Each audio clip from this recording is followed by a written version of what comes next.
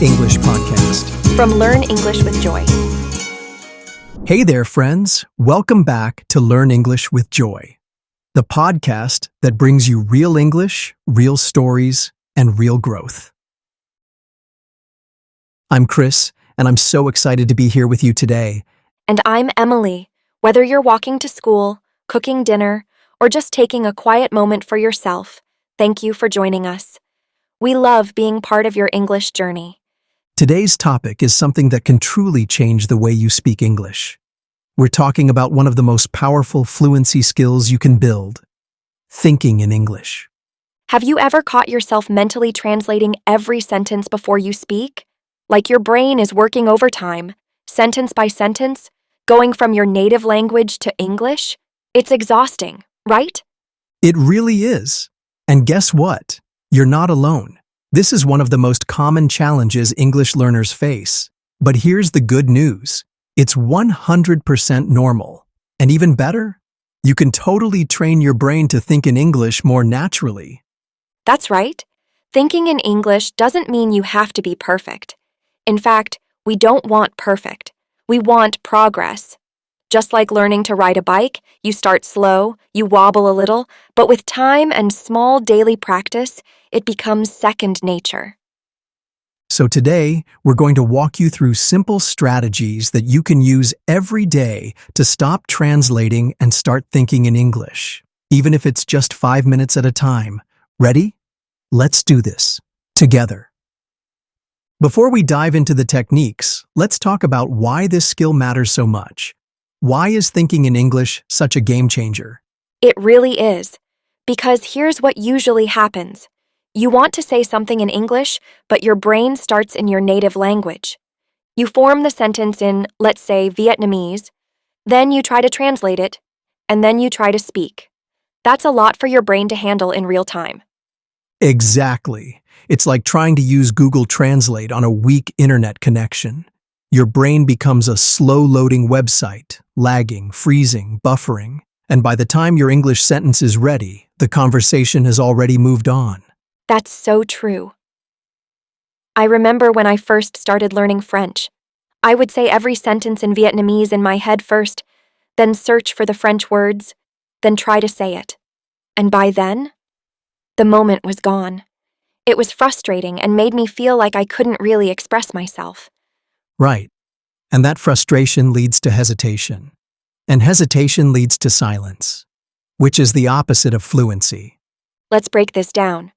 What really happens when we translate in our heads? First, it slows you down. You can't respond naturally in conversation. You're always one step behind, and that makes everything feel harder than it needs to be. Second, it affects your rhythm. When you speak English after translating, the sentences often come out sounding a little awkward, like they've been forced into shape rather than flowing naturally. And third, and maybe most important, it chips away at your confidence. You start to think, why can't I speak fluently like others? But the truth is, it's not your ability that's the problem. It's the habit of translating. Exactly. It's not a language issue. It's a mental habit that you can change. And when you change it, when you start thinking in English, everything shifts. You respond faster. You sound more natural. You feel more confident. And here's the beautiful part.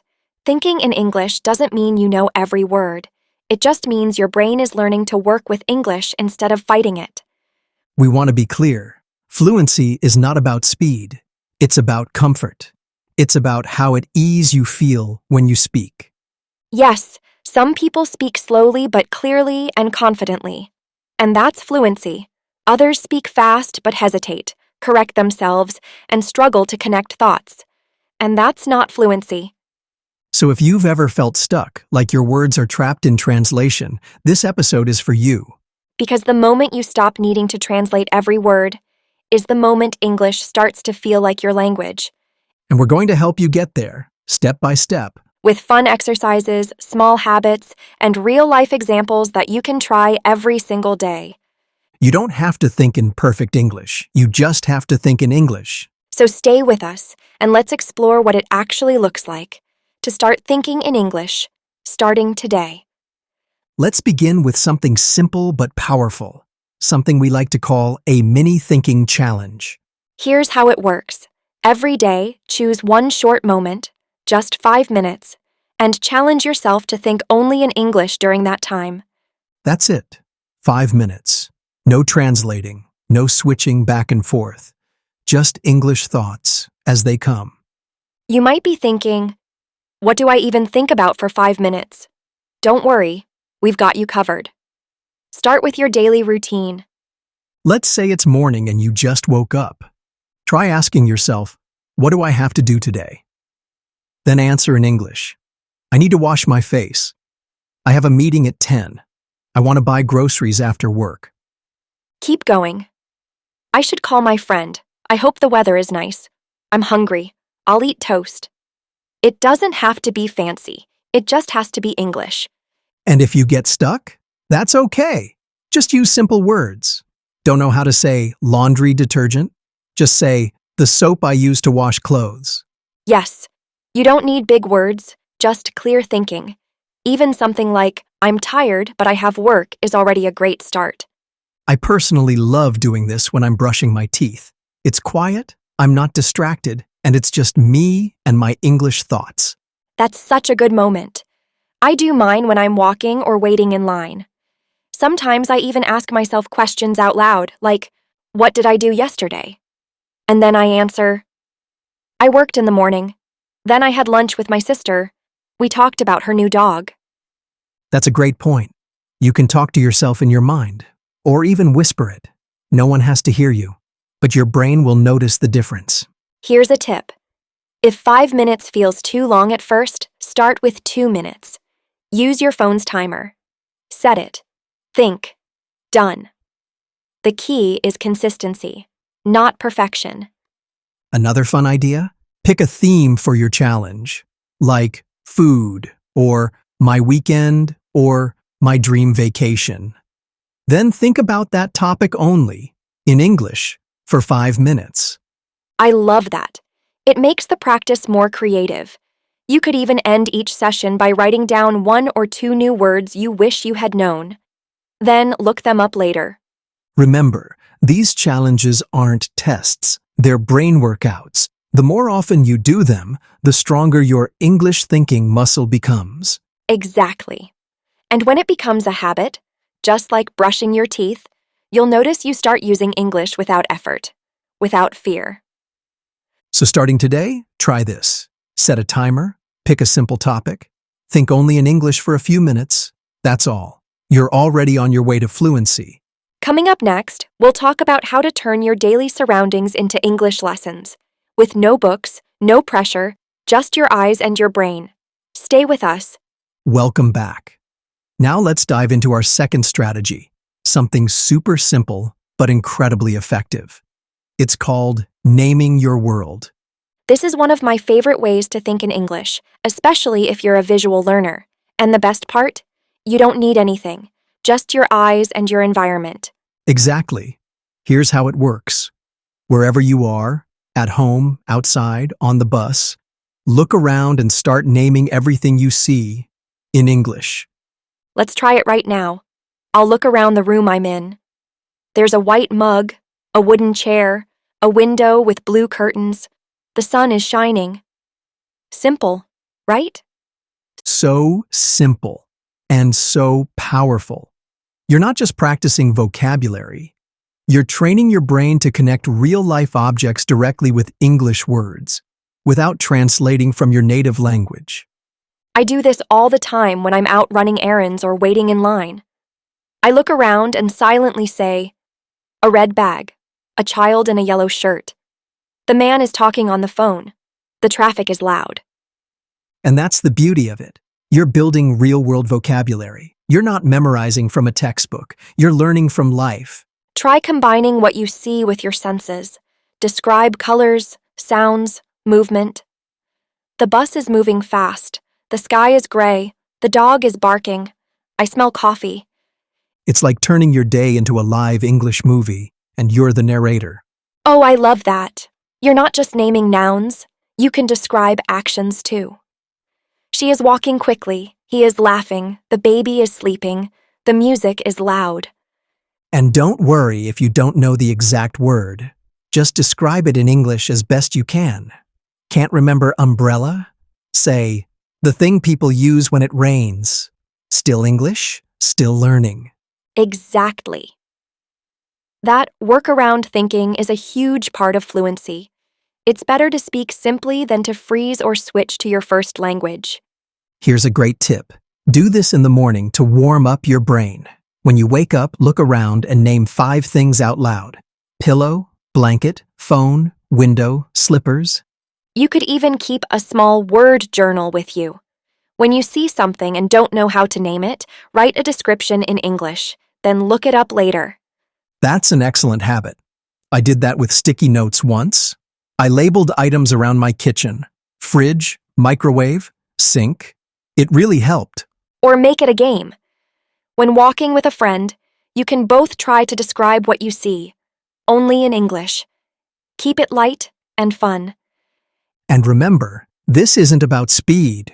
It's about presence. When you name your world in English, you're building fluency one small observation at a time.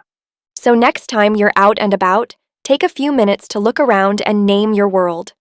You'll be amazed at how much English you already know and how quickly your vocabulary grows. Coming up next, how to have an entire conversation with yourself and why that's not as weird as it sounds. Yes, it's time for our third strategy, mental dialogues. This one is fun, creative, and honestly, a little addictive once you start. Exactly. A mental dialogue just means pretending you're having a conversation in your head in English. No one needs to hear it. No one will judge you. It's just a quiet way to practice your speaking skills. Anytime, anywhere. Let's try a super simple one. Imagine you meet a friend at a cafe. You say, "Hi, how are you?" Then imagine their answer, "I'm good, how about you?" You reply, "I'm fine. I went to the bookstore today." You've just created a conversation, all in your mind, and all in English. That's what we mean by mental dialogue. You can use this in so many situations. Let's try some. Imagine you're meeting someone new. What would you say? Hi, I'm Chris. Nice to meet you. "Hi, I'm Emily." "Where are you from?" "I'm from Canada." "Oh, cool. I've always wanted to visit." Boom. Easy and useful. Now let's try another. Asking for directions. "Excuse me, can you help me?" "Sure. What do you need?" "Where is the nearest subway station?" "It's just 2 blocks down, on the left." Or how about ordering coffee? Hi, can I have a medium latte, please? Sure. Anything else? Yes, a blueberry muffin. That'll be $5. The more you practice these little conversations in your head, the more natural they'll feel when you say them out loud later. And don't be afraid to be a little imaginative. Sometimes I pretend I'm being interviewed on TV. You know, "Welcome, Chris. Tell us about your new book." And you answer, "Well, thank you for having me. My book is about how English learners can build confidence." Ha ha ha. I love that. I once pretended I was a travel vlogger describing my day. Hey guys, I just arrived in London. It's cold but beautiful. I went to the market and tried some amazing street food. That's perfect. You're not just learning language, you're also building personality in English. Your voice, your tone, your storytelling style, all of that grows when you do mental dialogues. And here's a tip. If it helps, whisper while you do it. Or say it in your mind if you're in public. At home, try doing it out loud for extra speaking practice. You can also write your mental dialogues down like a mini script, act it out later, or use it as material for shadowing. Yes. Mental dialogue is like English role-playing. And the more you act in your head, the easier it is to respond in real situations. So don't wait for real conversations to happen. Create them in your mind, in your room, on your way to work. No pressure, no mistakes, just practice. Coming up next, what to do when you don't know a word and why that's actually an opportunity to grow. Stay with us. All right. Welcome back. Let's talk about something every English learner has faced. That moment when you want to say something, but you don't know the right word. It happens to all of us. You're trying to speak or think in English, and suddenly, your mind goes blank. One word is missing. You freeze. And what's the usual reaction? We stop. We switch back to our native language. We translate. We feel stuck. But what if I told you, not knowing a word is not a problem? It's actually a perfect chance to grow, especially if you enter what we call the no translation zone. Let's define that. The no translation zone means this. You don't stop to translate. You keep thinking in English using simple words you already know. Yes, instead of stopping to ask, what's the English word for this? You describe it. You work around it. You stay in English mode. Let's try an example. Let's say you want to say, I'm feeling anxious, but you forget the word anxious. So instead, you say, I feel nervous. My heart is fast.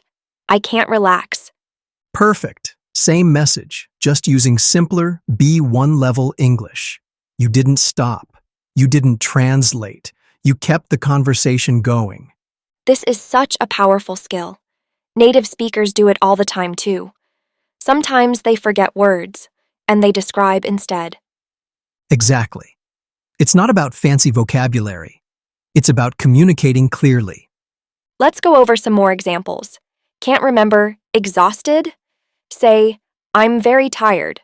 Forget delicious? Just say, it tastes really good. Don't know concentrate? Try, I can't focus. Here's another one. If you don't know the word for wallet, you can say, the thing where I keep my money and cards. Boom. Message received. Here's the cool thing. The more you practice this workaround thinking, the faster your brain becomes at solving language problems. In real time. Let me tell you a quick story. A few years ago, I was speaking Spanish with a friend and completely forgot the word for refrigerator. I froze for a second, but then I said, the cold box where you put food. He laughed, but he understood me immediately. That's brilliant. I had a similar moment when learning English. I forgot the word stairs, so I said, the steps that go up and down in the house. Not perfect, but it worked. These moments teach us more than vocabulary. They teach us resilience. Because fluency isn't knowing every word. It's knowing how to keep going when you don't. So next time you forget a word, don't panic. Instead, ask yourself, how can I explain this using what I already know? Use easy, basic English. Use comparisons. Use your hands if you have to. Just don't switch languages. Stay in the English mindset. Remember, when you stay in English, even with simple words, your brain stays in learning mode. That's how progress happens. So today, try spending 5 or 10 minutes in your personal no translation zone. No switching, no looking up. Just describe, explain, or rephrase. Now, let's take things even further by using your senses. This next strategy is all about connecting what you feel with the words you know. We call it use your senses. And it's a great way to bring English into your everyday life through touch, smell, sight, sound, and taste. Let's look at some examples. You walk into your kitchen in the morning. The coffee is brewing. You can think, it smells strong. It's warm. The sound of the machine is loud. You take a sip. It tastes bitter. The cup feels hot. The light is bright through the window. See what we're doing here? You're describing your experience in English using your senses. This is powerful because it builds connection. Your brain isn't just learning words. It's connecting language to real feelings, real images, and real moments. And those connections help you remember vocabulary more easily because it's linked to something you actually experienced. Ready for a challenge? Here's a mini exercise for you. Describe your breakfast using all 5 senses in English. Here's how it might sound. The toast is crunchy. The jam is sweet. The orange juice is cold. I hear birds outside the window. The table feels smooth. Doesn't that feel real? It's not just grammar practice, it's life in English. You can do this with anything: your morning shower, your walk to work, even while doing the dishes. Just pause, notice what you feel, and describe it in English. Even one sentence is enough.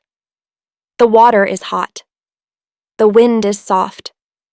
My socks feel warm. The more senses you use, the deeper your language becomes, and the more alive English starts to feel. Now, let's talk about how to turn all of these strategies into a daily habit. Something simple, gentle, and sustainable. We're not asking you to spend hours every day. In fact, small, regular moments are way more powerful than long study sessions once in a while. Let's build a daily routine together. Just a few minutes at a time, no pressure. Start your day by thinking in English. As soon as you wake up, ask yourself, what do I need to do today? Answer in your mind, in English. Take a shower, go to work, buy some milk. Afternoon. While eating lunch or going for a walk, look around and use strategy 2. Name your world. That's a green tree. The street is quiet. I see a delivery truck. Evening. As your day ends, take 1 minute to reflect. What did you do? What did you feel? Think or say out loud. I worked. I felt tired but happy. I talked to my friend. These small habits create big change. You're not just learning, you're living in English. And if you want a little extra support, here are some tools that can help. Try a journaling app like Day One or Penzu. You can write just 3 sentences each night, in English, about your day. Or talk with an AI conversation partner like ChatGPT. Ask it questions, practice short dialogues, or describe your morning. It's always there, 24/7. The key is this: make English a normal part of your day, not just a subject you study. Because when English becomes a habit, fluency becomes your lifestyle. First, translate. Definition: to change words from one language to another. Example: I always translate in my head before speaking. Second, fluency. Definition: the ability to speak smoothly and naturally. Example: reading aloud helps me improve my fluency. 3. Describe. Definition: to say what something looks, feels, or sounds like. Example: can you describe your room in English? Quarto habit. Definition: something you do regularly, often without thinking. Example: thinking in English should become a habit. 5. Improve. Definition: to make something better. Example: I want to improve my speaking every day. Sixth challenge. Definition: something that is hard but helps you grow. Example: thinking in English is a daily challenge. 7. Comfortable. Definition: feeling relaxed and not worried. Example: I want to feel comfortable speaking English. 8. Mistake. Definition: something not correct but useful for learning. Example: don't be afraid of making mistakes. 9. Imagine. Definition: to picture something in your mind. Example: imagine a conversation and answer it in English. How many of these words do you already use? And which ones are new for you? Here's a tip. Choose 2 words from this list and try to use them in a sentence today. Say them out loud or write them in your journal. Or, if you're feeling confident, try using 5 of them in a short story about your day. Remember, the more you use new words, the more natural they become. Don't just memorize. Make them part of your English voice. Coming up next, we'll wrap up today's episode with a quick review and some final encouragement to keep you thinking in English every single day. Stay with us. Well, that brings us to the end of today's episode. If you've made it this far, we're so proud of you. Absolutely. Thinking in English isn't easy at first, but it's one of the most powerful steps you can take on your language journey. And remember, you don't need to be perfect. You just need to keep going. A little progress every day adds up to something real. One of my favorite quotes is from James Clear, the author of Atomic Habits. He said, "You do not rise to the level of your goals. You fall to the level of your systems. And I think that applies so well to learning English. It's the small habits that carry you forward. Yes, and making mistakes. That's part of the process. Every time you say something, even if it's not perfect, you're teaching your brain to be brave. So if you're listening right now, we want to leave you with a small challenge. Say one sentence in English today, out loud, just one. It can be about your breakfast, the weather, how you're feeling, anything. Just speak. Even if no one hears you but yourself, it still counts. And it still matters. You're not learning English to impress anyone. You're learning to express yourself. And that's beautiful. Thanks so much for spending this time with us. We're cheering for you, always. Take care, keep practicing, and we'll see you in the next episode of Learn English with Joy.